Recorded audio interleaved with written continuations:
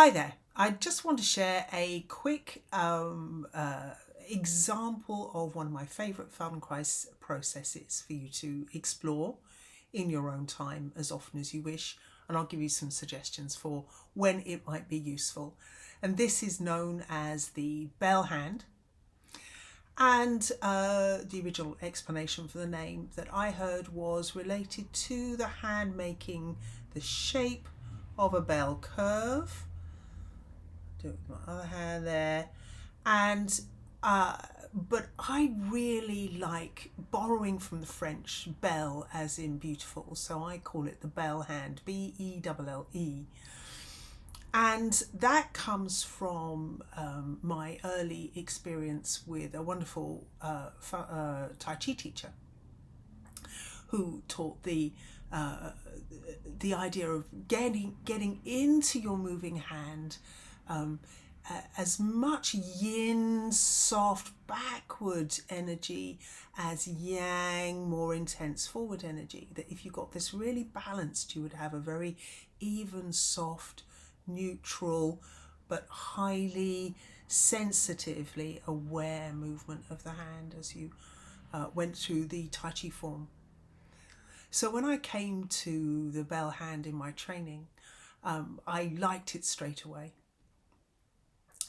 And the basic format is this, that your hand is constantly moving, and it's starting from its relaxed position. Your relaxed hand will usually be a little rounded, and then you can open the hand a little, but without stretching or splaying or making an effortful movement, so it doesn't become a kind of it's not like, I call this a talon, it's not like talons, it's much softer.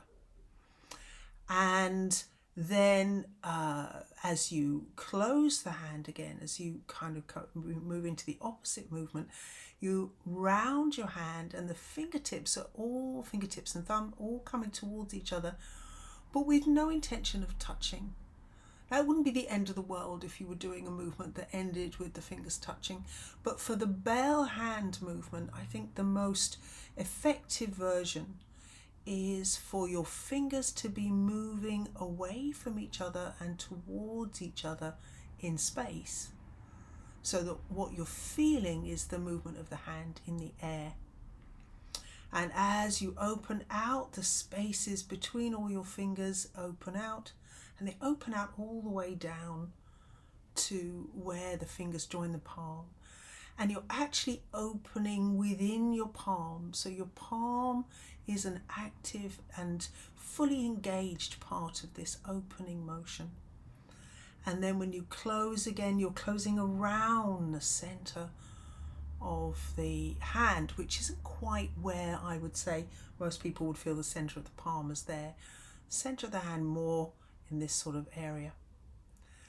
And so the rounding, as if you were going to enclose something to keep it safe within your fingers without squashing it, like rescuing a butterfly from the house. Or something, you can't touch a butterfly's wings without endangering its health. So this is the basic movement, and if you put it this way up, you can see that it has the quality of a undulating sea creature like a jellyfish. And it's one of these movements in Feldenkrais we don't demonstrate. And we don't demonstrate because the idea is not to be copying what teacher's doing, but to be sensing for yourself internally what this motion, this action, this sensory behaviour feels like to you, so that any changes you want to make in order to improve your sense of the movement, improve your sensation, come from your internal self-awareness rather than imposing a kind of perfect version. But I think it can be very useful actually to see just how soft and easy the bell movement can be. And so I don't think it spoils your practice to have a visual to play with. And on my website, when I talk about it in an article, I might post a picture of jellyfish or something, so you can see this get this lovely sense of movement, undulation through water that the movement so evokes. But Feldenkrais really refined it very late in his life. I think he was expanding the work into something that would have strongly the same benefits as mindful movement, the same benefits as something like Tai Chi. And of course, Feldenkrais is already mindful movement, so you're already in an awareness through movement lesson. You're already moving slowly with awareness and attention. But Feldenkrais brought the Belle Hand in so that you could use it as a way to monitor your effort when you were in motion in other ways. So lying on the floor, shifting from being on your front to on your back, say, or lying on the floor and shifting from lying to sitting. So the idea that this movement can be going on very smoothly and gracefully while you change position to, say, coming to standing, is one of the ways that it can be very easy to play with in your day. And I actually like it very much as part of a meditation process. So if I'm sitting and breathing, I might have my hands resting on my lap, but be gently moving, both hands moving through this soft bell action of opening and closing. And I might match that to breathing in and out. Now, there's no rule that says that you always have to breathe in as you open your hands and breathe out as you close. But if you want to gain some of the benefits we get from the powerful relaxation you can get with self-hypnotic processes, then there's something rather nice about matching this opening. And I'm seeing if I can sort of do this with my fingers in a way that makes sense. Here we go. As if they are in some way mimicking the movements of your rib cage. As your ribs open as you breathe in, your fingers open. And close again as you breathe out. So there's something very powerful about matching the opening of the hands and the opening out of the breath. So that the one can remind you of the other.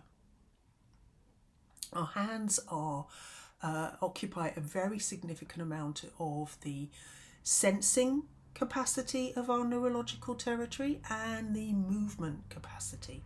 They are both fabulous sensory organs and capable of complex and interesting movements.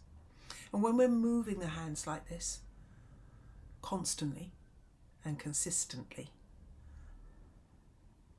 whether we're just lying and playing with this and breathing, or whether we're moving in and out of position, making some kind of transition and using the sensitivity gained from paying attention to the movement of the hands to allow that sensitivity and gentleness to spread through the whole system as we move. Either way, this can be a very nice practice to add to your regular Feldenkrais engagement. So I will come back to this with other breathing practices, but for now this is just for you to enjoy. There you go. There's a little Belle Hand wave. To just begin to play with this, see what you like about it, see if you like it as much as I do, and add it into maybe a meditative practice. Or when you're playing with an awareness through movement lesson where you're shifting from being on your side to on your back, or shifting from being on your side to sitting up, you could add the Belle Hand in and see what it's like to maintain this soft, rhythmic, undulating motion in the hand all the time. The rest of you is moving as well. Okay, so I hope you enjoy it. Take care.